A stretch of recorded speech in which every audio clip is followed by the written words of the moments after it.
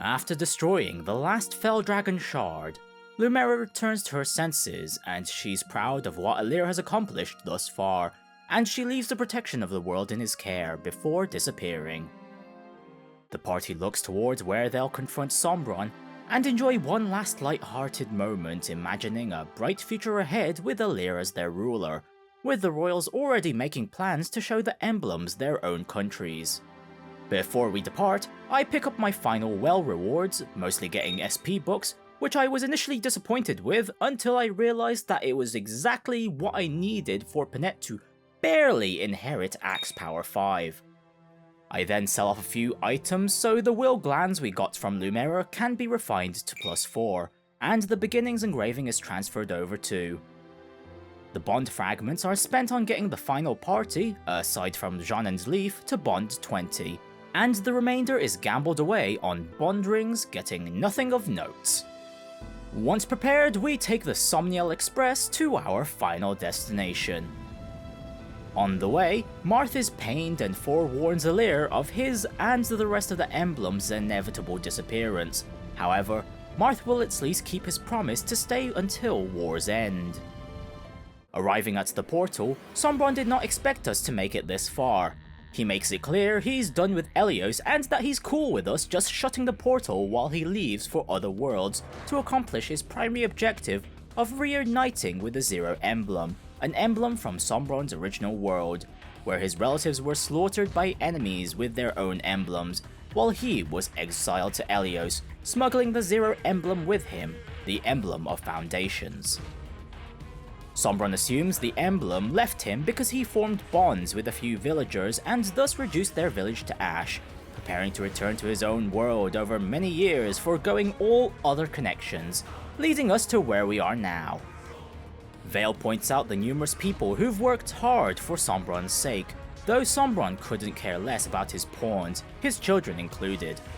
Alir also identifies that the Emblem of Foundations may have kept Sombron company until it's made sure he would be okay without them. Regardless, neither side know the Emblem's intentions and Sombron remains committed to his cause. This leads us to our final preparations, where Sombron fights alongside a balanced mix of Corrupted, each with their speed, defense and resistances capped out, and wields the game's S-rank weapons, a familiar 12 heroes setup from other Fire Emblem games. Aside from equipping Alir with the will glands, there wasn't much to prepare, and before the battle begins, Sombron starts shutting down the portal himself, causing the emblems to disappear. While the portal is open, Alir is determined to re-summon them like he's done many times before, leading to each of our deployed allies giving their final battle encouragement and pep talk. The emblems are recalled one by one in what's easily one of the best moments for this game, from the beginning to the current era, forming one heck of a powerful lineup, and Sombron can't fathom why we would allow these bonds to bind us. As cheesy as it is, Alir puts out his take on the power of friendship, before we're given our final goal of defeating the Fell Dragon Sombron. Despite the fact I knew it was possible with my current team to one-turn this phase, I didn't think it through enough for this attempt. At the very least, turn 1 is spent getting Alir ahead and refreshed. Ivy Goddess dances Panette, Merrin, Seedal and Alchrist, then Fogado engages to freeze the heroes on the left and the berserkers on the right. The halberdiers in front of us get crushed, Alchrist is warped further up so he can snipe one of the sages, then Sombron loses his first revival stone by foolishly attacking Alir. Turn 2, Alchrist removes the chain guard on Sombron, the second revival stone is demolished by Panette, so Alir can put an end to phase 1. Allow me. Me too!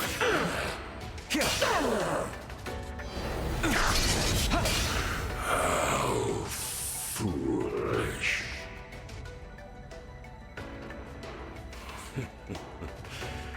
This is not over. Transitioning to phase 2, Sombron transforms into his Fell Dragon form and summons 12 Dark Emblems, aka antagonists our emblems faced in their respective games, dark synced onto various Corrupted that mostly don't match who they're supposed to represent. Each one protects Sombron with a barrier depending on the number of Dark Emblems out, starting from 100% damage reduction with 4, 85% with 3, 70% with 2, 50% with 1, then normal damage when there's none. And each can summon 2 Corrupted every few turns. The Dark Emblems themselves are weak to the emblems from their world, spawn in from the sigils on the map, are always stationary, and come in batches of 4. Turn 3. Arcris confronts the Shadow Dragon with Marth at the bottom left corner to pierce their Revival Stone, and Panette knocks them out. Louis and Sigurd, at the bottom right, shatter the Dark God's Revival Stone, and those still active join in to finish them off. Turns 4, 5, and 6, having naturally split the army, each side focuses on removing the Corrupted in their path as they progress to the upper corners while skirting around Sombron's attack range. Ivy pokes the top left Dark Emblem, an engaged Veil obstructs from afar to prevent Panette from getting triple teamed, while Jean and Leaf solo the Dark Bishop on the top right.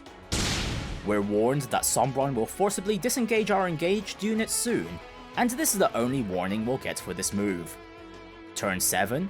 Ivy bursts the Revival Stone of the upper left Dark Emblem, before Clan and Celica join hands to slay the Warfather.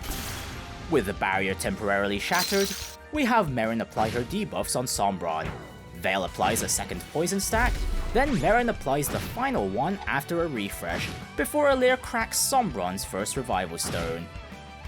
Sombron unleashes Disengage, and 4 more Dark Emblems spawn in at the cardinal positions, re-establishing the barrier, then another warning pops up, this time for Howling Beam, which functions similarly to the previous chapter's gimmick, and will be continuously telegraphed, unlike Disengage, though both moves have a roughly 4-turn cooldown.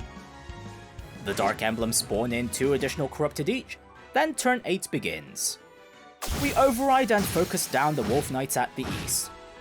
At the west, most stay out of the Dark Emblem's freeze range, while Lyndon entraps one of their subordinate heroes, and Panette crushes them to make their next turn approach safer. Howling Beam erupts, only hitting Jean for 23 damage, and Corrupted Miasma is left in its wake. Clan eliminates one of the Halberdiers up north, Merrin and Erica rend the Demon King's Revival Stone, and subsequently twin strikes them to death on turn 9. They're then refreshed to start paving the way to the south, with her allies following suit. A path is opened for Panette to engage and prepare her doubles at the west side, while Alir teams up with Roy to solo the Demon Dragon up north. The remaining Dark Emblems summon more units, then we're on to turn 10. Alir is rescued down and healed so he can burn the west side Dark Emblem with Blazing Lion. Ivy, then Clan with Warp Ragnarok, follow up to blow up the Revival Stone, leaving Panette and Lyn to annihilate the Dark Druid with Astra Storm. Merrin clears out the South Dark Emblem's lackeys while Fogado and Louis wear down the Dark Emblem themselves, and Flyer reinforcements arrive from the north and south. Turn 11. Louis breaks the remaining Dark Emblem's Revival Stone, allowing Tamara and Ike to land the finishing blows on the Mad King. With a broken barrier, Panette single-handedly pulverizes Sombron's second Revival Stone, and while her group has trouble trying to finish off one last Corrupted, the other team have Merrin, Fogado, Veil, and an engaged Jean split and tear the third and final Revival Stone. Sombron retaliates by tail-swiping everyone around him with Whirling Death, only getting a negligible hit on Jean. The final Dark Emblems spawn on the corners, each with their respective troops that are arguably this map's greatest threat, especially the thieves summoned by the bottom left Dark Emblem. Then we're on to turn 12. At the top left, Clan blows up a cavalry. Panette shoots down the Griffin Knight in the middle, Arcris is rescued up so he can snipe the Wyvern Knight, and the remaining cavalry there is slain by Alir and Ivy. For those in the south, they also get rid of the Griffin Knights first. Fogado engages to freeze the southwest Dark Emblem and her thieves, then he's refreshed to take down the southeastern Wyvern with Louis, and the latter is positioned to block the bottom right Dark Emblem subordinates with Merrin. Meanwhile, Jean stays in front of Sombron, as going elsewhere has him in range of other Corrupted, and he avoids getting hit since it was time for Disengage. Then Howling Beam is primed towards the south. Turn 13. The southern group barely eliminates the enemies surrounding them, while also avoiding the blast zone. Louis, however, prances over to the bottom left Dark Emblem, primarily to hold off the thieves as they can double almost everyone else. At the north, it was around here that I confidently declared that I won't be using the time crystal, mostly because we're at the final battle, and this will backfire on me real soon. The Bow Knights are slain by Panette and Alir. Then Alchrist and Morvier weaken the top left Dark Emblem. With Ivy, I check if she can survive an attack from the top right Dark Emblem, since I plan to have her deal enemy phase damage. Mistakenly thinking she can, she eliminates the nearby Wyvern Knight and prepares to receive the Liberation King's attack with Byleth. However, I get cruelly reminded that the Nova Tome has the Brave effect, and to add insult to injury, they didn't even need the second hit because of a crit.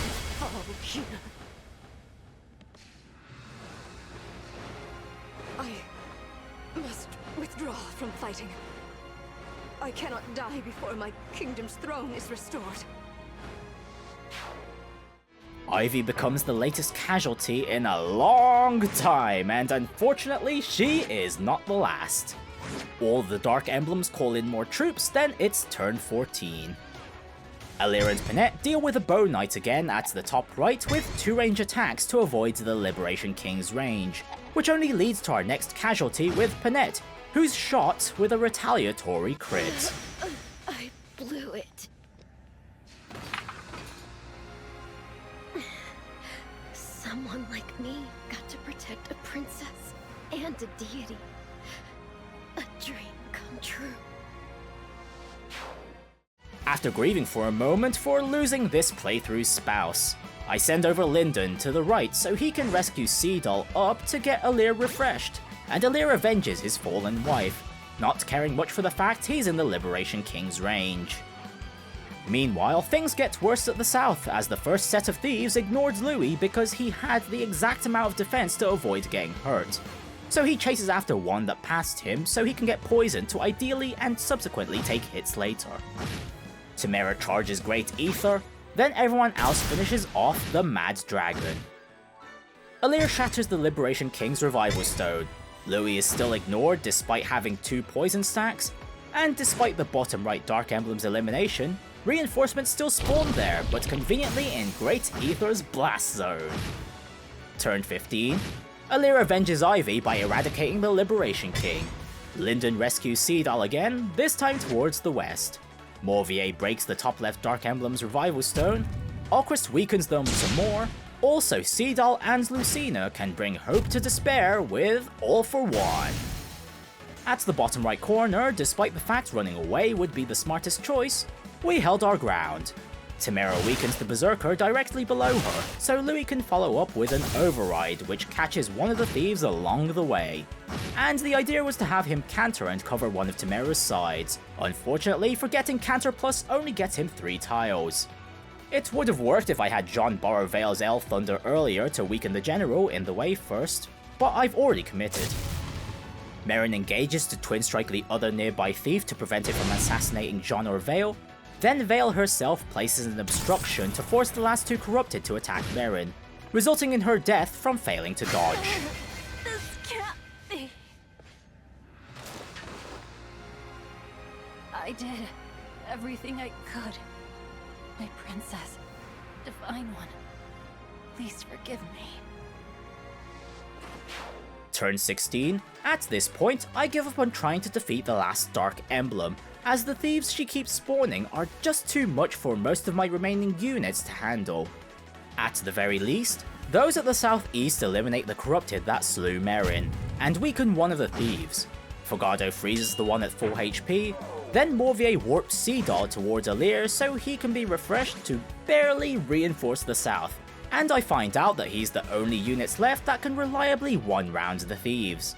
So he eliminates the weakened one while he's in counter-attacking range for Sombron and the other thief. Turn 17, those on the west function as distractions from this point, so everyone else can focus on chipping Sombron's health, with Vale ensuring everyone is topped up with a great sacrifice for the final turn. While I would have loved to finish this map with Alir and Panette, I had to settle for another fitting finish by having Alir poke Sombron a few more times to fill his engage meter. Then he's refreshed so he can engage plus with Vale, so the sibling duo can finish their quest of patricide and complete the game with Bond Blast.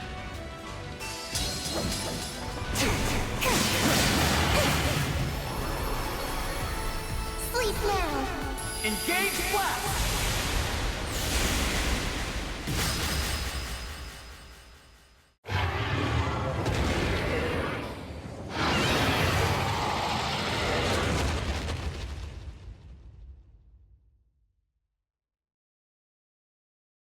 Then I will be denied my reunion.